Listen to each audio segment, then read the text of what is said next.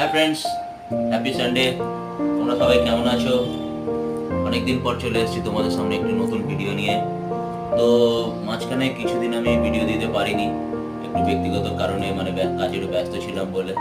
তো আজকে আমি আবার তোমাদের কাছে চলে এসেছি।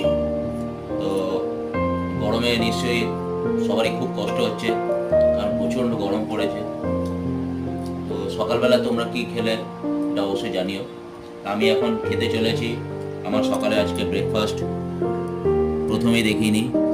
প্রচণ্ড গরমের জন্য গ্লুকন ডি, তারপরে হচ্ছে আমের চাটনি, তারপরে হচ্ছে ঝিঙে আলু পোস্ত, আর গরম গরম পরোটা।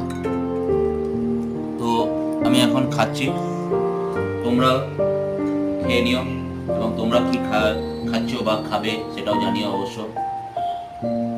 তো শুরু করা যাক ঝিঙে আলু পোস্ত।